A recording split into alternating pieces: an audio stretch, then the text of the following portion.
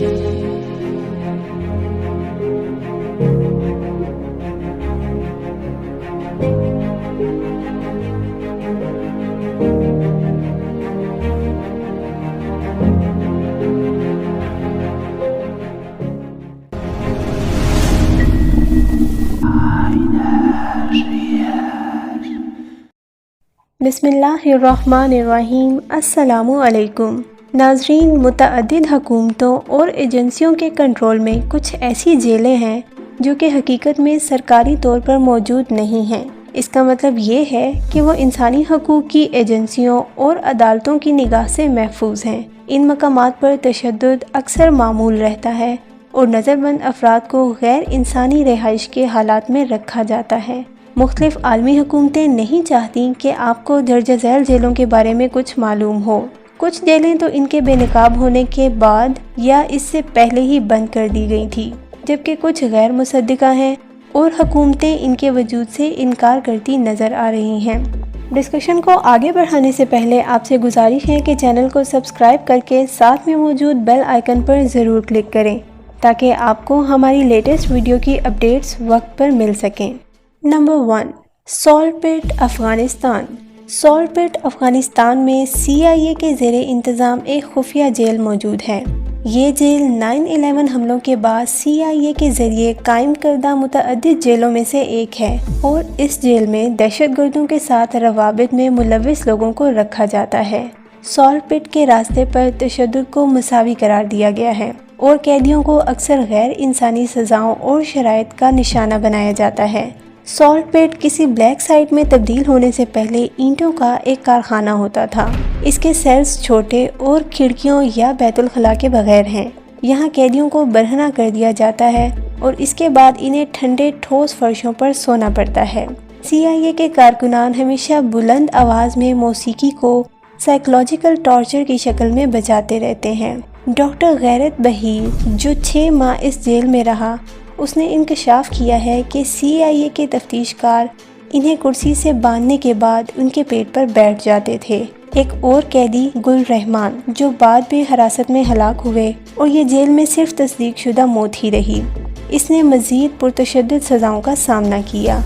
अपने सर पर जकड़े हुए हाथों से बरहना कर दिया जाता था और इसे बार बार पीटने के बाद इस पर पानी की बाल्टियाँ डाली जाती थी। नंबर 2, कैंप 7 ग्वांतानामो बे। अगरचे ग्वांतानामो बे में जेल पहले ही अपने तौर पर बदनाम और मुतनाज़ है, इसकी अपनी खुफिया जेलें भी हैं जो और भी ज़्यादा मुतनाज़ हैं। ऐसी ही एक जगह कैंप 7 भी है जो मरकज़ी जेल से दूर एक पोशीदा जगह पर तामीर किया गया।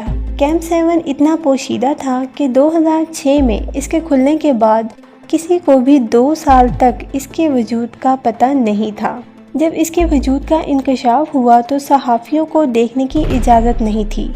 रेड क्रॉस को इस शर्त पर जाने की इजाज़त दी गई थी कि वो जो कुछ वहाँ पर देख ले इसके बारे में कभी भी अवामी तौर पर बात नहीं करेंगे। कैंप 7 में 15 कैदी रिहाइश पजीर थे जो CIA के आला कीमत वाले हिरासत में समझे जाते थे। इनमें से एक कैदी खालिद शेख मोहम्मद था, जिसे 11 सितंबर के हमलों के मास्टरमाइंड के तौर पर हिरासत में लिया गया था। CIA पर इल्ज़ाम लगाया गया कि वो कैंप 7 में कैदियों को तशद्दुद का निशाना बना रहे हैं। एक ट्रिब्यूनल समाअत के दौरान इसके एक कैदी रमज़ी बिन अल-शिब ने शिकायत की कि इसका सेल हमेशा मुतहर्रिक रहता था और कुछ अजीबो गरीब किस्म का शोर मचा रहता था। अमरीकी फ़ौज ने नफ्सियाती अजियत के तमाम तर इल्ज़ामात को मुस्तरद करने के बाद ये दावा किया कि शिब आम आवाज़ें ही सुन रहा था। नंबर 3, कैट्स आई थाईलैंड। कैट्स आई थाईलैंड में CIA की एक खुफिया जेल थी। हम सब जानते हैं कि इस साइट पर अभी भी काम हो रहा है क्योंकि कोई भी इसके सही मकाम को नहीं जान सका।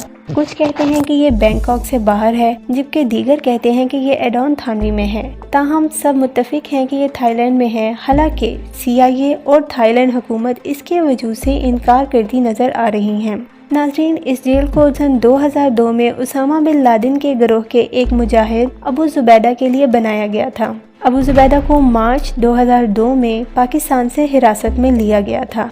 جس کے بعد CIA اس الجھن میں تھی کہ اس کو کہاں رکھا جائے، لہٰذا تب اس جیل کو خاص طور پر اس کے لیے بنایا گیا۔ ناظرین، ابو عبیدہ کو اس جیل میں بار بار تشدد کا نشانہ بنایا گیا اور کچھ مہینوں تک وہ وہاں رہنے والا اکیلا قیدی تھا، جس کی وجہ سے اس کے ساتھ زیادتی کرنے والوں اور اس پر تشدد کے لیے جیل ایڈمنسٹریشن کو کافی وقت ملا۔ اس کو ایک باکس کے اندر رکھا گیا جو کہ کسی تابوت سے بڑا نہیں تھا۔ CIA نے اس کو ان متعدد تفتیشی ٹیکنیکس کی جانچ کرنے کے لیے استعمال کیا جو اذیت دینے کا محض ایک نام ہے۔ کیٹس آئی کا دوسرا قیدی عبدالرحیم النشیری تھا، جس کو نومبر 2002 میں وہاں رکھا گیا۔ دونوں قیدیوں کو اکثر تشدد کا نشانہ بنایا جاتا رہا، ان کو برہنہ کر دیا جاتا اور نیند سے محروم رکھا جاتا۔ مبینہ طور پر دسمبر 2002 میں CIA نے پولینڈ میں قیدیوں کو کسی اور بلیک سائٹ پر منتقل کرنے کے بعد کیٹس آئی کو بند کر دیا تھا۔ Number 4، unnamed prison of Ukraine. 2014 اور 2016 کے درمیان security service of Ukraine SBU نے خارکیو میں ایک خفیہ جیل بنائی۔ اس سائٹ کا استعمال ان لوگوں کو ایجنسی کی گرفت میں کرنے کے لیے کیا گیا تھا جو یوکرین میں اس ملک کی فوجی مداخلت اور اس کے نتیجے میں کرائمیا کے ساتھ ملحقہ اتحاد کے دوران روس کی حمایت یا ہمدردی میں ملوث تھے۔ اس وقت SBU نے کسی بھی خفیہ جیل کے وجود کی تردید کی تھی اور اس الزام کو روسی پروپیگنڈے کے طور پر مسترد کر دیا تھا۔ SBU اور یوکرینی فوج نے ان سہولیات کے وجود کی آزادانہ تحقیقات کی، لیکن دونوں نے اپنی تحقیقات کو کسی بھی نتیجے پر پہنچے بغیر بند کر دیا۔ مائکولا وکاروک کو تقریباً 600 دن تک اس خفیہ جیل میں رکھا گیا۔ اس دوران ان پر بار بار تشدد کیا گیا۔ وہاں کے ایک تفتیش کار نے ان سے کہا کہ کہو جو بھی غلط جواب دے گا تو اس کے سینے پر ایک ضرب لگے گی۔ وکاروک کو 2 اسکوائر میٹر کے ایک تنگ سیل میں رکھا گیا جہاں شدید سردی سے پانی برف میں تبدیل ہو جاتا تھا۔ اس جیل کو ایمنسٹی انٹرنیشنل اور باقی ہیومن رائٹس تنظیموں کے کہنے پر بند کر دیا گیا۔ ناظرین، اگر آپ کو یہ ویڈیو پسند آئی ہو تو مزید اسی طرح کی انفارمیشنل ویڈیوز دیکھنے کے لیے YouTube کے اس منفرد انفارمیشنل چینل کو سبسکرائب کر کے ساتھ میں موجود بیل آئیکن پر ضرور کلک کریں۔ ملتے ہیں کسی دوسری ویڈیو میں، تب تک کے لیے اپنا اور اپنے پیاروں کا ڈھیر سارا خیال رکھیے گا۔ اللہ حافظ۔